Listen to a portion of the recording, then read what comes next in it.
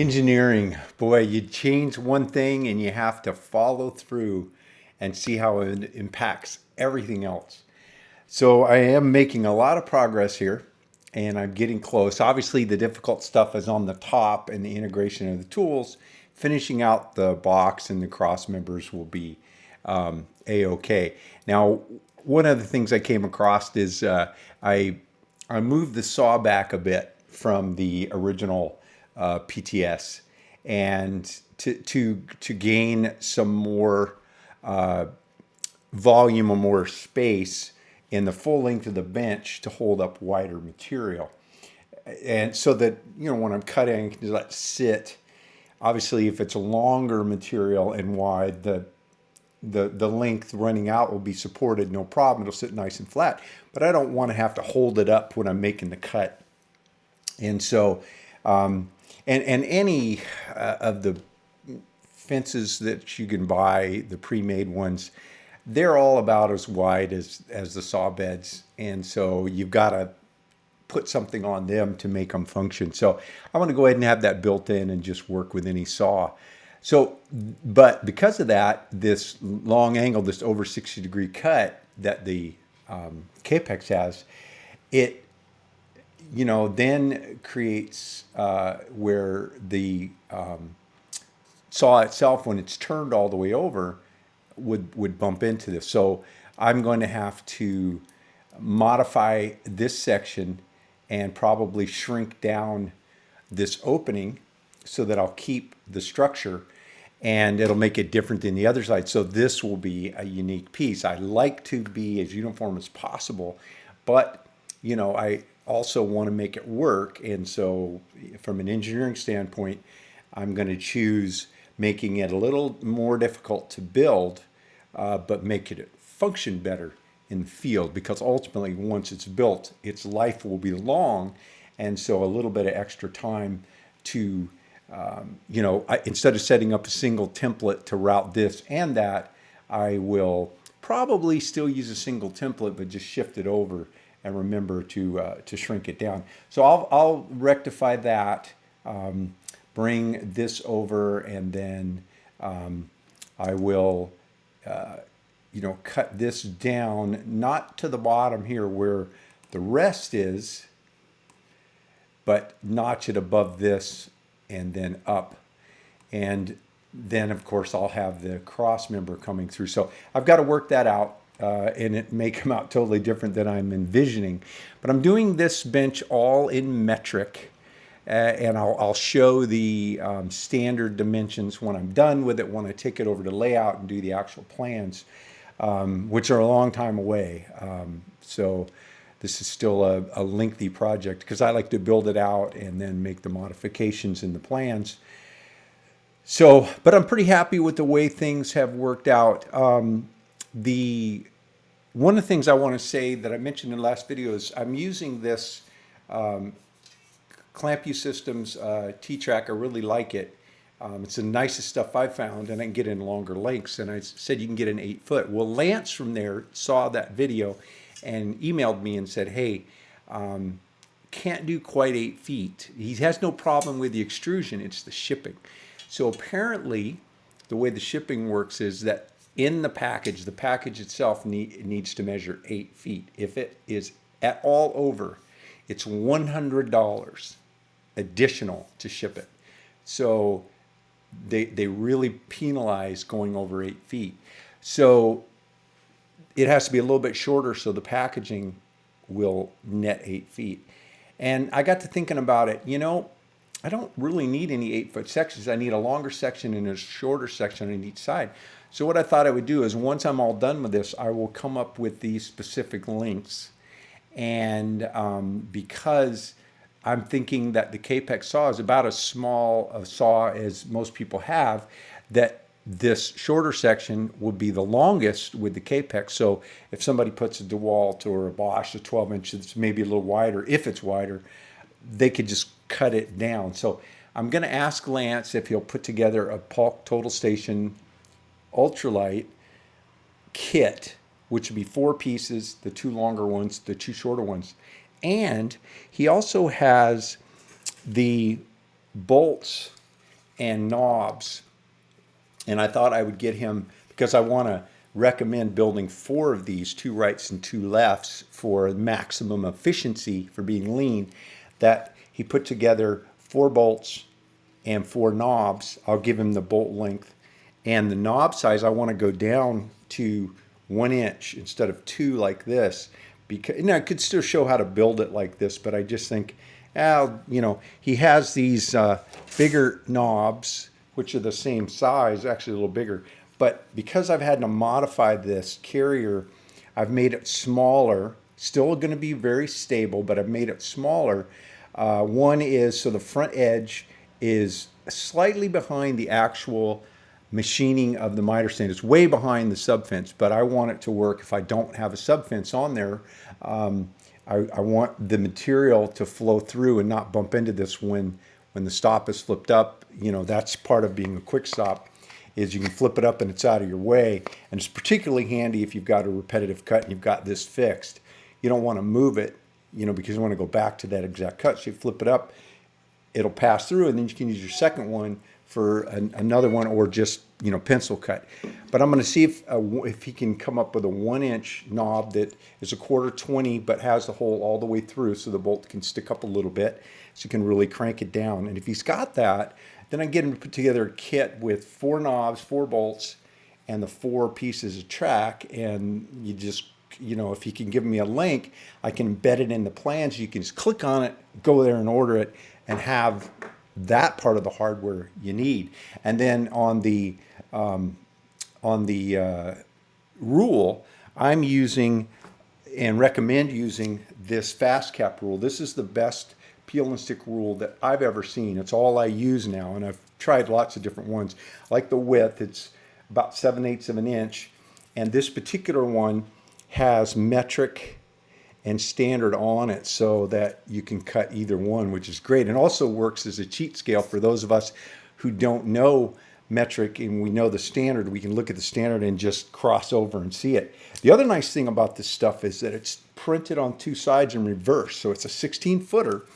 And what you can do is cut it right at 8 feet, flip one piece over and turn it around, and then you've got 2 8-footers that would be perfect, with the exception of with this bench, because again, being efficient, being lean, I want it to cover all of the bases. And so I've got it set up so that it will cut 8'6" plus a little bit. And that takes care of the 8-foot doors with 5.5-inch trim, cutting miters. And that's about as long as repetitive cuts I get. But when I got a whole house of 8-foot doors, it's critical I be able to do that. So in this case, I have to buy 2 of these fast cap rules, and I embed the links to these in the plans when I so that they're clickable links. So if you're looking at the plans on your computer or your iPad or whatever device you're using, you can click on that link. It's a hot link, and PDF allows me to do that, and then it'll take you right to it. So I'll do that in the kit. There's not a lot of hardware, and I've already described it all. The rest is screws and glue, which, that's something I won't link to, because I figure you guys will have those either in your shop or at your local hardware store. So a couple other changes I'm making is, in the previous version, I had 3 of these openings, and then I sort of modified this one so that the 2 sides were identical, and then there were some that were cut away. And you can see it in the original one here, what I'm talking about. And what I've decided to do is not cut this away. I want to, because this middle section, there's so much cut away, I want to give it a little more structure so there's no deflection in the middle. So I'm going to run that through, and the other thing I'm going to do is the entire bench itself, the box itself, is being made of 1/2-inch material, and or 12 millimeter ultralight. But I'm going to, the legs here and the support legs are made from 18 millimeter, and that's because they have a big cantilever and they're cutaway thin, lots of cutaway. So the 12 millimeter is too flexible. So I discovered that in the last design. So I went with 3/4 or 18 millimeter. So I'm going to do this one front piece in 18 millimeter as well. So the spacers, the top, the bottom, the backside, they'll all still be 12, but this will be 18. And then the base that the saw mounts on will also be 18. That base is designed to mount the saw to bolt the saw to it with flush bolts and leave it permanently mounted to that. And then you just slide the saw in. It has a groove. Once it's all done, it slides in. And then on the bottom, there is a dado right here. I'll move this up to show you. So there's a dado right there, and so when you slide it in, it drops in, and that registers it so that once you've got it set up, you don't have to think, oh, is it calibrated? It goes right where it goes. It's the only place it goes.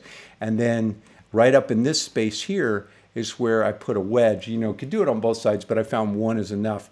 And I just have a piece of the 12 millimeter that's the right width, and it slides in and it locks everything in. So there's no bolts when you're setting up. Again, being efficient, being lean, I want to slide it in.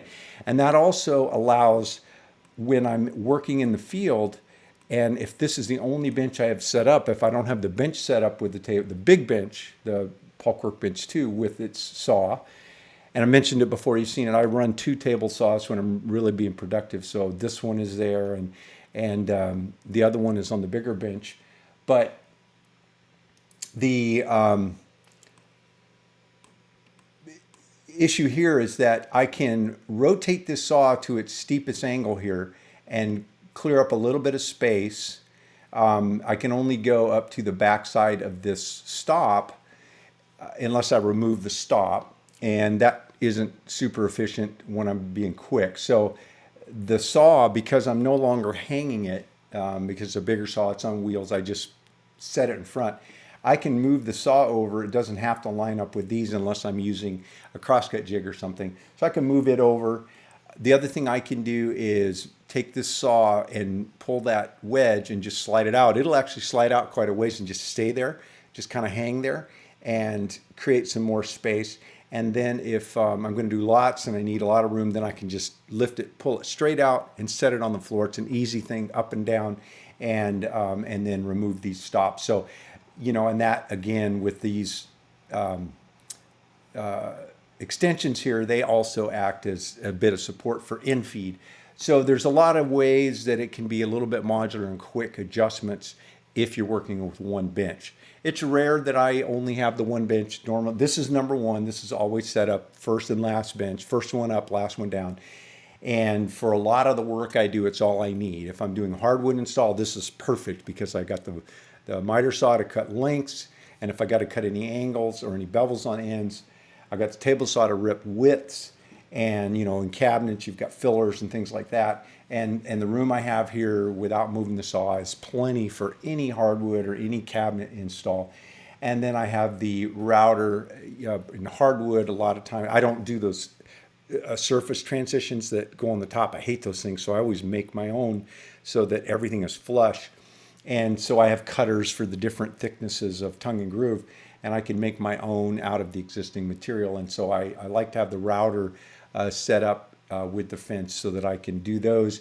And then of course the jigsaw, which I use a lot in both of those types of jobs, and I work with that over here. So I've got my kind of work area over here, I've got my ripping station here, and then my crosscut and miter station here. And then of course when I'm doing trim, same kind of deal. I have all my material, with those extensions sticking out. I can stock the material and lift it to the saw. So I'm liking how everything is working out. It's not hugely different than the other one, mainly going for the weight, and also so that if FastCap does in fact produce this material here and you want to go to that expense and have all aluminum, this will drop in right where these are. So if I take this one and I hit the M key for move and I move it out, let's move it in a direction that, let's go up with it, blue, click, I'm going to go 500 millimeters.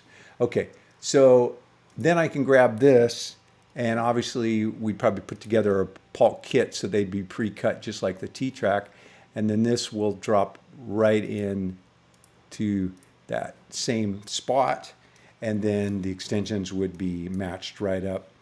So, I'm pretty happy with that. There's a little bit of difference in the width of the T-Track, which this will work. I have tested this with my sample prototype from FastCap, so it does work. It's just a little, the spline is a little not quite as tight as it is on the other stuff, but it does lock down, and so the possibility of then either leaving this as is or taking these, if you got 4 of these, and just plowing this off and with a router, and then cutting a new dado and putting a wider spline in, and then having it work without too much extra work.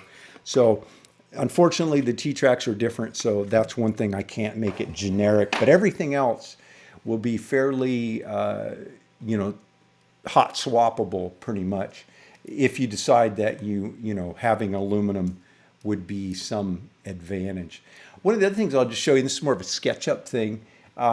So I designed this whole thing in metric, and so these holes are 20 millimeter holes, and they're laid out on 96 millimeter centers, which is the block size of CNCs. And then I did this extra row of holes all the way around that are set in half that distance, or 48, just for edge clamping.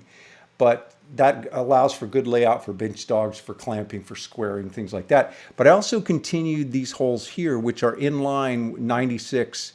If there was a row here, and there is, let's go Command Z, Command Z, Command Z.